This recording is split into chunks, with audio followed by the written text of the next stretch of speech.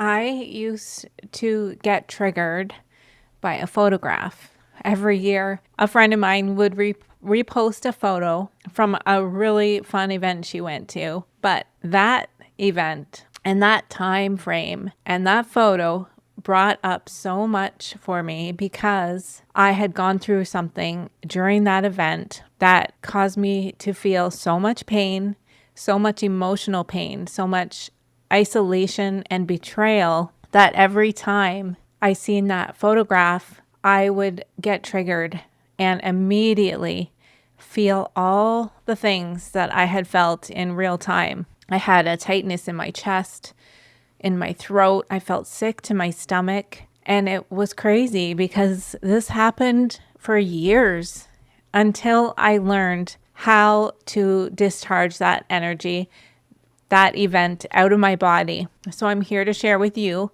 a couple things you can do if you are triggered. If you have the same reaction about something that's making you remember, or you have the same reaction to the same words or a behavior.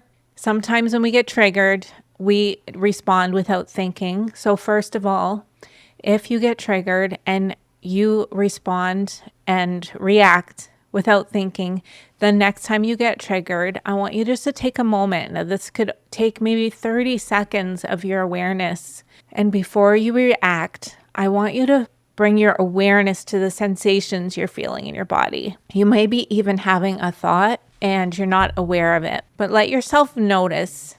If you can pause just long enough before you react, notice the sensations in your body. Maybe you have butterflies in your stomach. Maybe you feel really tight, or maybe you feel nauseous.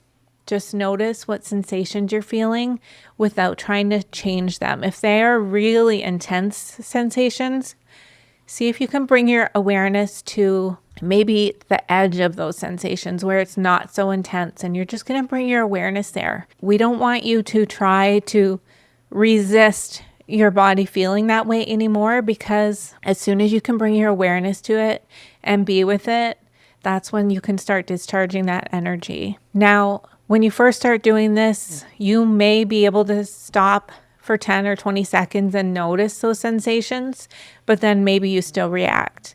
So give yourself some grace, and every time this happens, let those sensations be something you're aware of. Let yourself feel them. Don't try to push them away. Be with them. And the longer you can be with them and notice them, you might begin to notice that there's an emotion in there. Maybe you have fear, or maybe you notice it feels like really hot or cold. Maybe you can notice if it feels like heavy or solid, or if it's moving up or down, or whatever it is. You're just bringing your awareness there, letting yourself be with it. And it will start to transmute so that you will feel less and less triggered by the same things.